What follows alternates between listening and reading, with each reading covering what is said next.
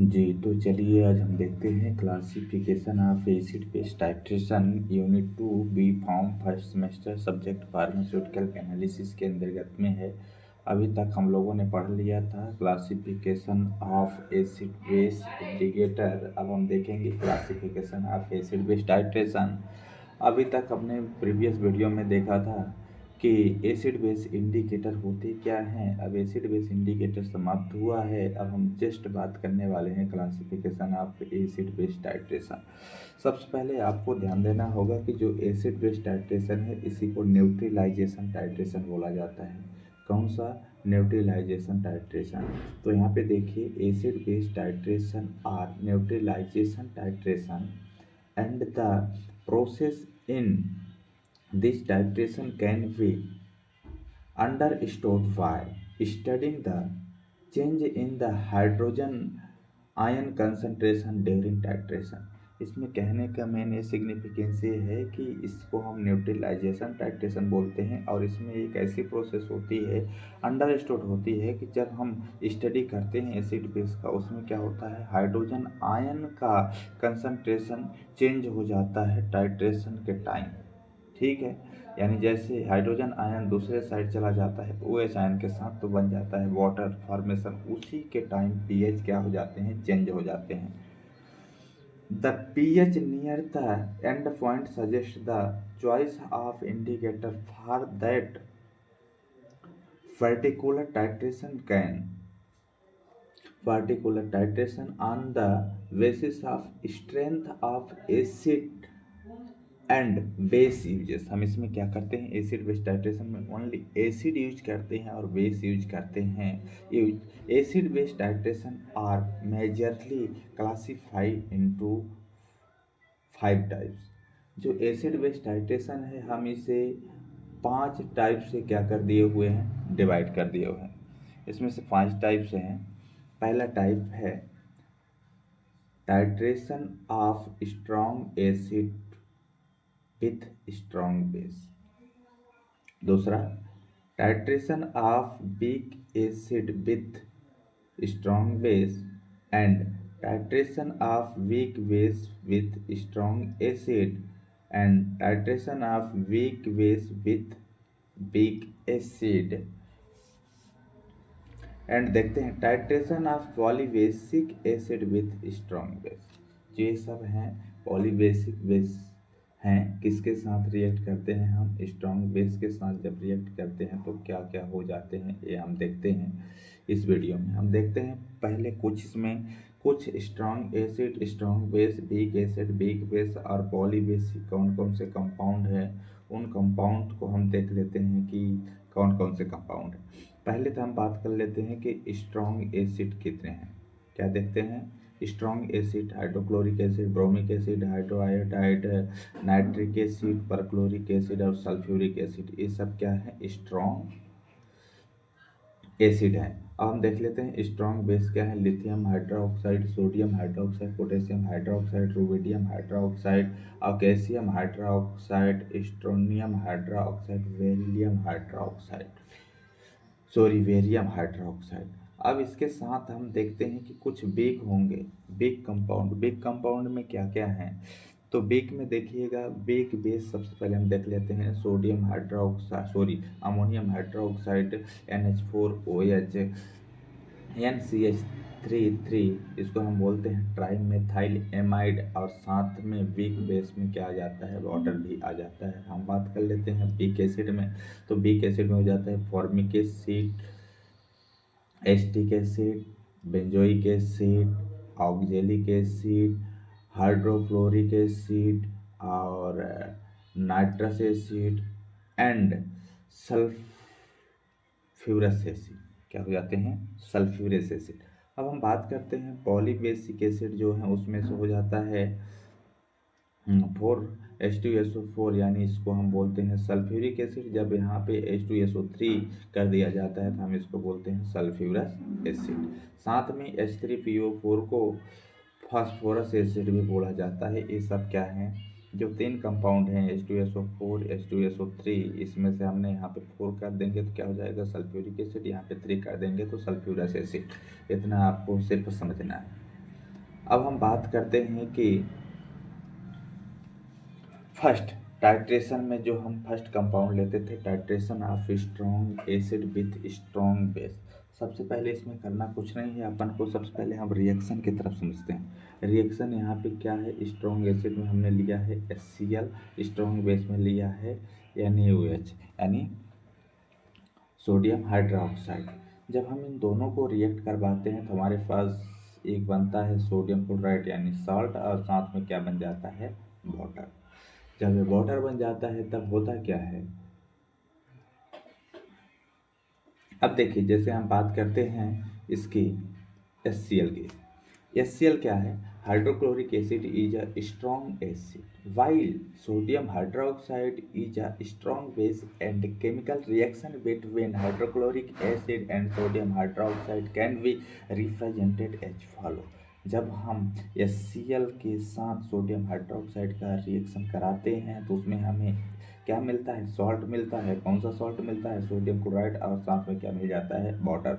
अब देखिएगा HCl में प्रेजेंट क्या है, H आयन, और NaOH में प्रेजेंट क्या है, OH आयन। जब हम इन दोनों को रिएक्ट कराते हैं तो क्या बन जाता है, वाटर। इसी में क्या होता है, हाइड्रोजन आयन चेंज होते हैं। जब हाइड्रोजन आयन चेंज होता है तो वही क्या कहलाता है, टाइट्रेशन, वही क्या कहलाता है, pH चेंज। यदि हम देखते हैं if we take 100 ml of if we take 100 ml of 0.1 molar HCl and 0.1 normal sodium hydroxide is added gradually in it। यदि हम जब दोनों को क्या करते हैं, पहला तो हम लेते हैं एक कोनिकल फ्लास्क। देखिए हम क्या लेते हैं, कोनिकल फ्लास्क ले लेते हैं। कोनिकल फ्लास्क के साथ हम एक क्या ले लेते हैं, ब्यूरिट ले लेते हैं। जब ब्यूरिट में हम इसमें क्या डालते हैं, सोडियम हाइड्रोक्साइड NaOH, ब्यूरिट में लेते हैं NaOH, और इसमें लेते हैं HCl। जब हम इसे स्टेंट्राइजेशन करते हैं तो यहाँ पे देखिए 0.1 नॉर्मल इज एडेड। जब हम इसमें ड्रॉप बाई ड्रॉप ऐड करते हैं तो HCl आर कंबाइन विथ क्या हो जाता है, gradually is the titration goes on hydrogen ion form HCl। जो हाइड्रोजन आयन है किस फॉर्म में है, HCl में है, और combine with OH ion form Na from कहाँ से, NaOH से, and hydrogen ion continuously decrease. Hydrogen ion क्या हो जाता है, धीरे धीरे धीरे रिमूव होना स्टार्ट हो जाता है, यानी ख़त्म होने लगता है। किस में से, कोनिकल फ्लास्क में से। तब देखिए when the 100 ml of NaOH is added in the solution all the hydrogen ion are neutralize. सभी जो हाइड्रोजन आयन है, ठीक है, किसमें, कोनिकल फ्लास्क में, वो क्या हो जाते हैं, न्यूट्रलाइज हो जाते हैं, यानी न्यूट्रल फॉर्म में हो जाते हैं वाई OH आयन के साथ। At that and point solution is nor acid और नॉर बेस। ना ही एसिड होगा और ना ही बेस होगा, कह सकते हैं ना ही एसिडिक है और ना ही बेसिक है। जब हम नेक्स्ट प्रोसेस में देखते हैं, it is neutral having pH। Neutral का pH क्या होता है, 7 होता है, हैविंग pH 7 बिकॉज सोडियम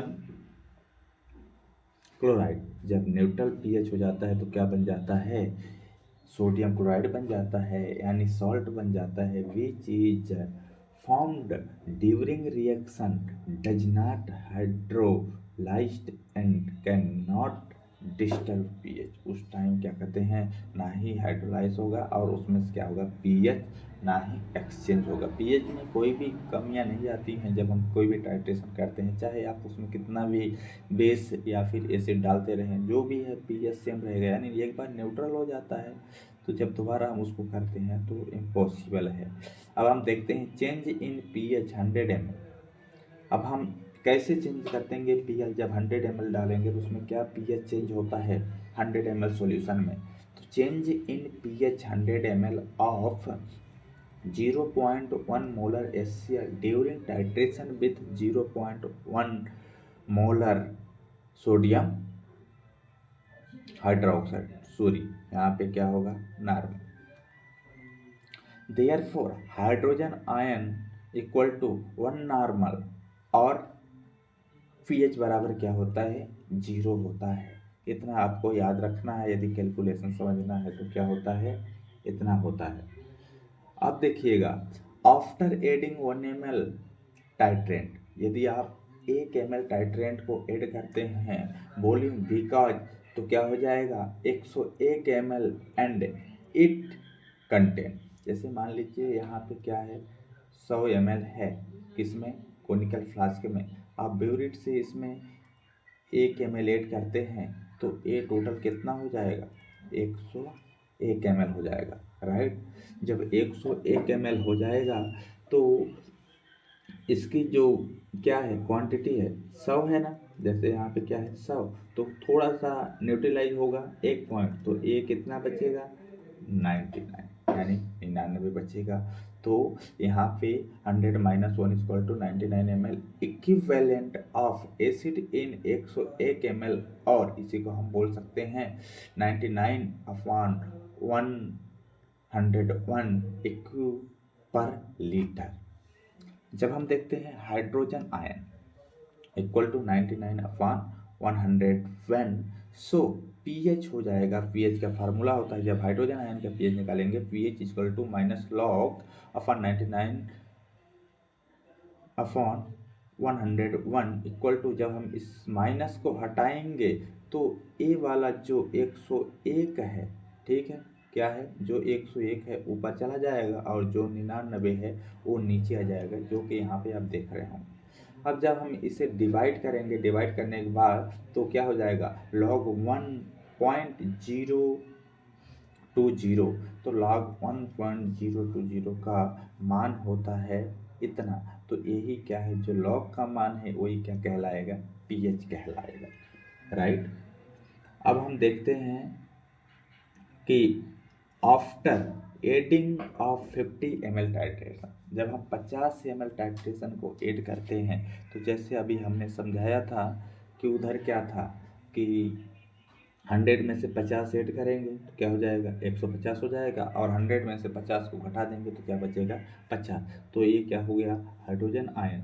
जब पीएच निकालेंगे सेम फार्मूलेशन है, इसको ऊपर इसको नीचे कर देंगे, तो इसको हम 150 से ऊपर कर दिया तो इसमें से जब log 3 आया, log 3 का मान ए होता है, आपको log टेबल में log का मान देखना है, तो वही क्या हो जाएगा पीएच हो जाएगा। आफ्टर टाइट्रेसिंग अब 75 ml सेम है, और इसका क्या होता है log 7 होता है, log 7 का मान ए होता है, तो हम क्या लिख देंगे ए, आपको जो log टेबल होता है उसमें देखना है। यदि हम उसी के आफ्टर 90 ml टाइट्रेशन को ऐड करते हैं तो log कितना आता है 19 आता है, log 19 का मान ए होता है, तो वही क्या है उसका पीएच है। इसी तरह से डिफरेंस टाइप आप क्या करते हैं कंसंट्रेशन लॉग निकाल लेंगे, जैसे लॉग निकालेंगे after adding 100 ml of titrant, यदि आप 100 ml करते हैं तो pH will be change sharply to 7 equivalent point, जैसे ही 100 ml सॉल्यूशन था और 100 ml आप कोनिकल फ्लास्क से कोई अनदर सॉल्यूशन ऐड करते हैं तो pH एकदम तेजी से क्या हो जाएगा चेंज हो जाएगा, इक्विवेलेंट पॉइंट वो न्यूट्रल हो जाएगा, 7 हो जाएगा। Then after adding 101 ml of titrant, तो 101 ml जैसे उसमें हो जाएगा तो उसमें हाइड्रोजन आयन चेंज होकर के क्या आ जाएगा प्रेजेंट हो जाएगा OH आयन, जैसे OH आयन जब 100 में से आप 101 ml निकालेंगे, 101 में से क्या है बचेगा एक, और उसमें से 100 में से 101, जैसे आप यहाँ पे देखिएगा, जैसे हमने कैलकुलेशन समझाया था कि यहाँ पे क्या है 100 है, 100 में से आप क्या करेंगे कि 101 ml जब ऐड करेंगे तो क्या हो जाएगा 201 हो जाएगा, और उसी 101 में से आप -100 निकालेंगे तो क्या बचेगा एक, तो यहाँ पे क्या है एक हो गया, यहाँ पे 201। इसी तरह से log POH equal to same होता है, तो यहाँ पे वहाँ पे पीएच था तो यहाँ पे क्या हो जाएगा OH आयन, वहाँ पे पीएच यानी पावर ऑफ हाइड्रोजन, यहाँ पे पावर ऑफ हाइड्रोक्सिल आयन, जैसे ये हुआ सेम अपोजिट होता जाएगा। लॉग यहाँ पे क्या हो जाएगा 201, लॉग 201 का मान ए होता है तो इसका पीएच मान क्या हो जाएगा ये हो जाएगा। तो हम देखते हैं कि पीएच कितना होता है टोटल, जिसमें क्या है OH बेस है ना, बेस का आखिरी क्या होता है 14, तो जो उसमें से लॉग POH का मान आया है उसको निकाल देंगे तो ए क्या हो जाएगा एक्चुअल जो पीएच है एक्चुअल रेंज हो जाएगा, यही क्या हो जाएगा एक्चुअल नॉर्मलिटी हम कहते हैं, जैसे मान लीजिए एक्चुअल नॉर्मलिटी क्या होती है 11.998 जो होती है ना, वही है। यहाँ पे हम इसका क्या करते हैं, इस तरह से pH चेंज हो जाता है आखिरी फॉर्म पे एसिड बेस टाइट्रेशन में। अब हम इसमें देखते हैं जो हमने वो कितने कितने ml का किया है, उसी ml को हम यहाँ पे लिख देते हैं table in after adding titrant pH changes. तो volume of sodium hydroxide 0 ml आपने ये किया तो उसका पीएच कितने पे चेंज हुआ, 0 पे हुआ। 1 किया तो उसका पीएच इतने पे चेंज हो गया। 50 ml किया तो उसका इसमें हुआ, और 75 किया तो इतने पीएच चेंज हुआ। यानी जो आपने अभी कैलकुलेशन में देखा उसी को हम लिखते हैं। उसके बाद होता है एक न्यूट्रलाइजेशन कर्व होता है। क्या होता है, न्यूट्रलाइजेशन कर्व होता है। न्यूट्रलाइजेशन कर्व में होता क्या है, आप देखिएगा एकदम इजी है, एकदम आप ग्राफ को समझेंगे तो अच्छे से समझ पाएंगे। यदि आप ग्राफ ही नहीं समझ पाएंगे ना तो नहीं समझ पाएंगे। अब यहाँ पे देखिएगा एक रेंज हम बना लेते हैं 14 तक। 10 से 14 तक क्या होता है, पीएच स्केल होती है। क्या होती है, पीएच स्केल होती है। और जो 7 होता है, 7 कौन सा होता है, न्यूट्रल पॉइंट होता है। इसी तरह से हम इधर रेंज लिख सकते हैं 50, 100, 150, 200, 250, 300, 350। तो अब देखिएगा यदि हम बात करते हैं इधर से, किधर के, यहाँ से 7 से यदि हम इधर करते हैं तो इधर की ओर क्या होता है, इंक्रीज हाइड्रोजन आयन। क्या हो जाता है, इंक्रीज हाइड्रोजन आयन, यानी क्या हो जाती है, एसिड। जितना ही इधर बढ़ेगा उतना ही स्ट्रॉन्ग एसिड होगा। इसके बाद यदि हम इधर करते हैं तो इधर क्या होता है, increase increase O H ion, यानी क्या हम कहते हैं, बेस। ओ एच में क्या होता है, बेस।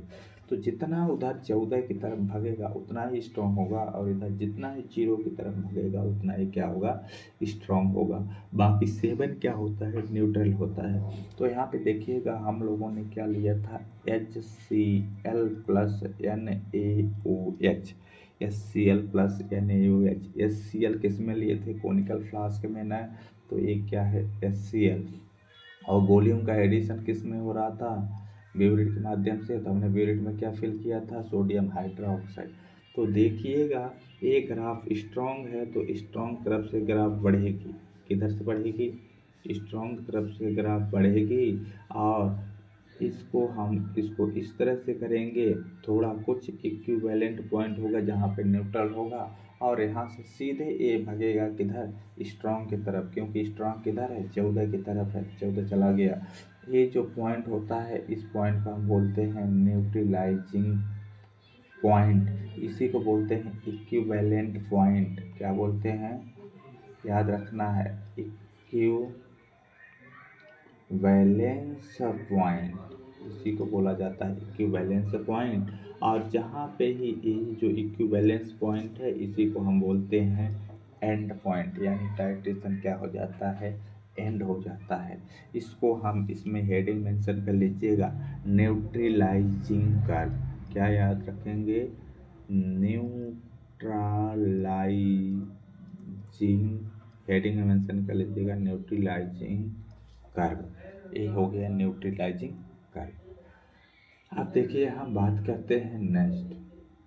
इसमें एक साइड लिखेंगे आप पीएच, दूसरे साइड लिखेंगे volume of alkali added. Alkali यानी क्या होता है, बेस, याद रखना है, बेस। एल्कली यानी क्या होता है, बेस इन ml। जो इधर का है ना, ये क्या है, एडेड है, किसका, NaOH का। अब हम इसमें देखते हैं होता क्या है, थोड़ा सा देखिए, द इक्विवेलेंट या फिर equivalence point pH change is very sharp, that is 5 8 99। 5, यहाँ पे देखिएगा पीएच चेंज स्टार्ट कहाँ से होता है, 5 से। देखिए 5 है ना, 5 पे क्या हुआ, पीएच चेंज हो गया, कहाँ तक गया, 99। और वो जो पीएफ है 8 पॉइंट लगभग 5 पे जाएगा, 8.5। देखिएगा यहाँ से जो मतलब ग्राफ में है वैसे ही आपको एक्सप्लेन करना है। तो कहाँ तक जाएगा, 8.5 लगभग। तो देखिए 99, 5 पे कितना हुआ, 99.2, और 8 पे कितना हुआ, 100%। जो HCl है किस पे आया, 5 पे, और जो बेस है वो 8.5 पे। तो 899.9 और 800%। That means therefore for 0.1 normal solution the inflection range is from pH 5 to 85, 8.5. Any indicator have pH change between this inflection range can be used for this titration। यानी कहने का मतलब ये है कि जो भी आप पीएच चेंज हुआ है 5 से लेकर के 8.5 तक में आप कोई भी इंडिकेटर यूज कर सकते हैं। वो क्या कर देगा, एक्सफ्लेक्शन के टाइम बता देगा कि यहीं पे आपका पीएच चेंज हुआ है। फेनोप्टिली इंडिकेटर है pH change range 8.2 to 10 and neutralizing curve obtained.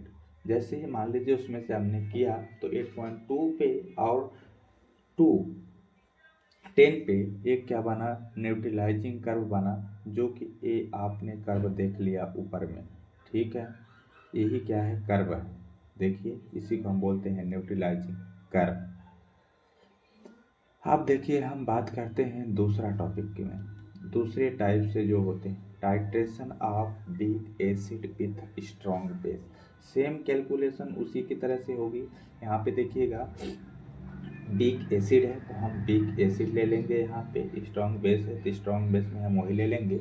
देखिएगा acetic acid is a weak acid and sodium hydroxide is a strong base. Titration is form similarly as performed for strong acid and strong base. कहने का मतलब ये है कि इसको भी हम सेम परफॉर्म करेंगे जिस तरह से फर्स्ट किया था। फर्स्ट में क्या था, strong acid and strong base, उसी की तरह से the chemical reaction between acetic acid and sodium hydroxide can B obtain. तो इसी के बीच हम क्या करेंगे, केमिकल रिएक्शन करवाएंगे। जब केमिकल रिएक्शन करवाते हैं तो केमिकल रिएक्शन के टाइम में होता क्या है, देखिएगा ये क्या है, एसिटिक एसिड को सोडियम हाइड्रोक्साइड के साथ जब रिएक्ट करवाएंगे तो यहाँ से एक एच आयन यहाँ से ओ एच आयन का चेंज करेगा तो बना लेगा वाटर। बाकी यहाँ के पे क्या बचेगा, CH3C O। तो हमने लिखा CH3C O और इस CnO को हम इसके स्थान पे ऐड कर देंगे तो क्या हो जाएगा, सोडियम। इसको हम क्या बोलते हैं, यहाँ तक के एसीटेट बोलते हैं और साथ में Na है तो क्या हो जाएगा, सोडियम एसीटेट। अब यहाँ पे देखिएगा एसिटिक एसिड को हम आयन फॉर्म में चेंज करते हैं तो हाइड्रोजन आयन इससे निकल जाता है, बचता क्या है, एसीटेट आयन। अब जब सोडियम एसीटेट से हम इसको जब अलग करते हैं तो इसमें से सोडियम आयन अलग होता है और बच क्या जाता है, एसीटेट। तो ये दोनों जो हैं क्या है, कॉमन आयन है तो हमने इसको लिखा कॉमन आयन। ये पुअरली डिसोसिएट हुआ, ये स्ट्रॉन्ग डिसोसिएट यानी होता है अलग अलग, अलग कर देना, ठीक है। और अनडिसोसिएट होना है साथ में, इसको हम बोलेंगे अभी तक अनडिसोसिएट। और जो यहाँ पे अलग हो गया तो क्या हो गया, डिसोसिएट हो गया। अब इसी तरह से हम देख लेते हैं कि जो रिएक्शन हुई है, रिएक्शन में होता क्या है कि इसको हम लेते हैं जब सोडियम एसीटेट को हम वाटर के साथ रिएक्ट कराते हैं, सोडियम एसीटेट को हम वाटर के साथ जब रिएक्ट कराते हैं तो बनता क्या है, एसिटिक एसिड, साथ में बन क्या जाता है, सोडियम हाइड्रोक्साइड, सोडियम आयन और OH आयन, राइट। अब इसका हम सेम कैलकुलेशन उसी तरह से कर लेंगे, बाकी तो कुछ नहीं है, एकदम इजी सा है। अब इसमें हम देखते हैं होता क्या है। इसमें ये देखिए न्यूट्रलाइजिंग कर्व आती है, क्या है, न्यूट्रलाइजिंग कर्व। न्यूट्रलाइजिंग कर्व में सेम है कि यहाँ पे क्या होता है, एक है यहाँ पे इस टाइप से आप स्केल से अच्छे से बना लेंगे। इसमें बस मैं सिर्फ आपको समझा रहा हूँ। यहाँ से गया इधर, इधर से गया इधर चला गया, ये सब क्या है, स्केल है। कौन सा, पीएच स्केल। इस तरह से रहेंगे, आपको स्केल का सहारा लेना है, स्केल का यूज करना है। ए ग्राफिक डिजाइन करना है आपको। इधर क्या होगा, volume of added alkali solution, यानी एल्कली यानी हमने पहले बताया था बेस होता है, एक क्या है, पीएच है। अब इसमें से हम वीक की बात करते हैं तो वीक देखिए यहाँ तक, जैसे 0 तक होता है तो स्ट्रॉन्ग हो जाएगा। और स्ट्रॉन्ग क्या था, ए बेस, तो ये किधर जाएगा, 14 तक ही क्रॉस करेगा, स्ट्रॉन्ग सबसे स्ट्रॉन्ग था। ये वीक है तो हम यहाँ से कुछ ले लेंगे, यहाँ से यहाँ तक। ये जो हमने बताया था क्या होता है, इक्विवेलेंट पॉइंट, एसिटिक एसिड और ये सोडियम हाइड्रोक्साइड। सेम उसी तरह से कैलकुलेशन करना है जो पहले टाइप में बताया गया था। तो द इक्विवेलेंट या फिर equivalence point the pH change is very sharp, that is. अब इसमें आप ग्राफ में देख सकते हैं कहाँ से चेंज हुआ है, तो आप लिख सकते हैं 7.7899। देखिए 7.7 से 98 तक, 99.92, 10 8 100.2, therefore form 0.1 molar solution. Then influx range is form pH 7.7 to 10.2. Any indicator have pH range between this inflection range can be used in titration. जो ये क्या है कि अपना टाइट्रेशन है, इस टाइट्रेशन में जो एंड पॉइंट ये सर्कल दिख रही है यहाँ तक में कोई भी इंडिकेटर यूज कर सकता है अकॉर्डिंग टू योर चॉइस। अब हम थर्ड देखते हैं। थर्ड में क्या था, titration of weak base with strong acid. अब हम इसमें देखिए वीक बेस लेते हैं, अब क्या लेंगे, स्ट्रॉन्ग एसिड। देखिए एक्वस अमोनियम सॉल्यूशन या फिर ammonia solution, aqueous ammonium solution, ammonium hydroxide solution is a weak base, क्या है, while hydrochloric acid is a strong acid. The chemical reaction between them can be represented as, ये क्या है, ammonium hydroxide react with sodium chloride, तो यहाँ से OH ion इसके साथ रिएक्ट होगा तो क्या बनेगा, वाटर, और यहाँ से अमोनियम क्लोराइड यानी सॉल्ट। आपको ध्यान देना है कि कोई भी एसिड और बेस के साथ रिएक्शन हो, सबसे पहले ध्यान देना है कि एसिड का रिएक्शन किसी भी बेस के साथ हो तो बनता क्या है, सॉल्ट, और बनता लास्ट में है वाटर।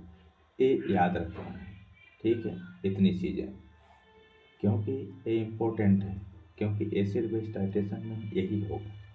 देखिए when strong acid is added in the solution of weak base, the salt is formed which is further hydrolysis है।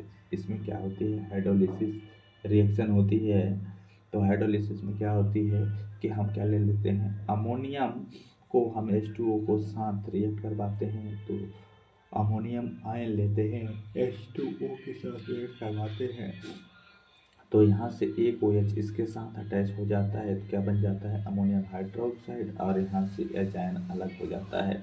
In this titration due to hydrolysis of salt and formation of hydrogen ion, the pH of solution at equivalence point less than 7, इसका जो pH होगा क्या होगा, 7 से कम होगा, ठीक है, ये ध्यान देना है। इसमें भी हम सेम रेंज बनाएंगे, क्या बनाएंगे, सेम रेंज बना दिया। यहाँ पे आप इस तरह से ये लाइनें आप कर लेंगे, जितनी भी लाइनें हैं आप लाइनें कर लेंगे, क्योंकि हमने लाइनों का यूज नहीं किया है। देखिए हमने यहाँ पे लाइन किया, ये सभी लाइनें।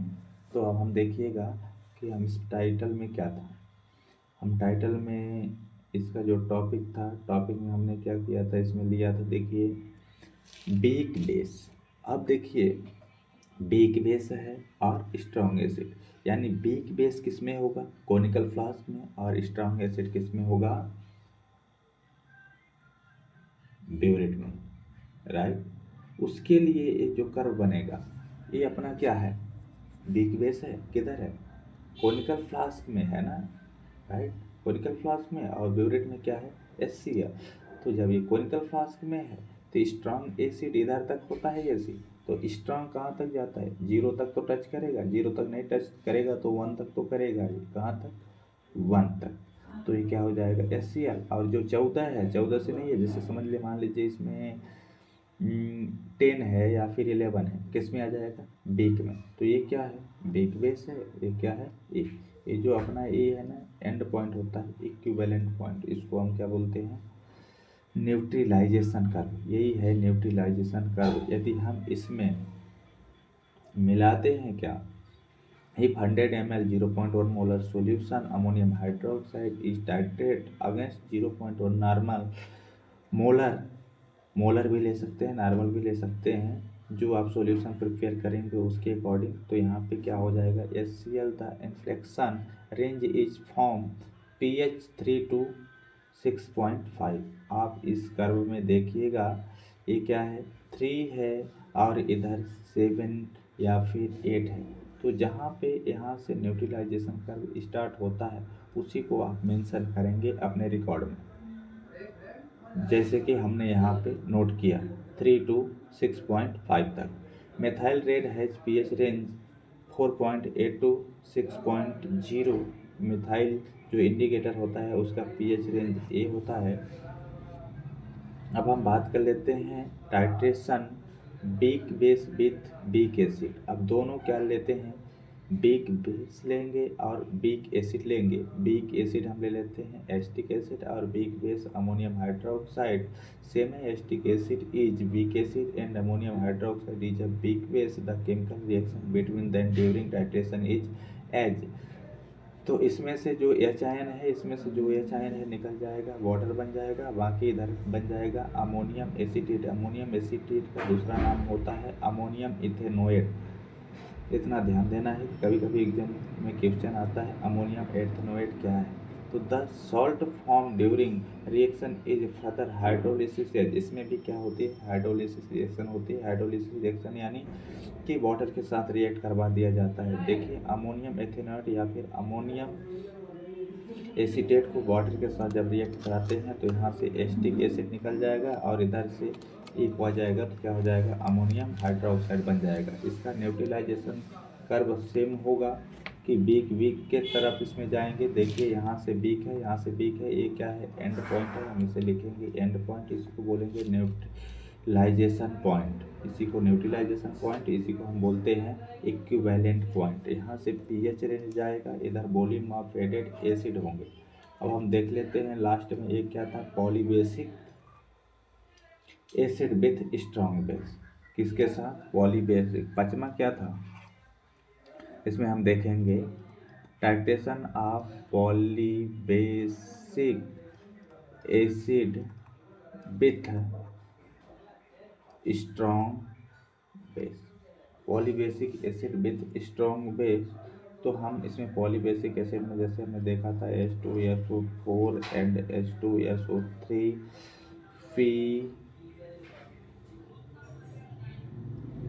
Fe3O4।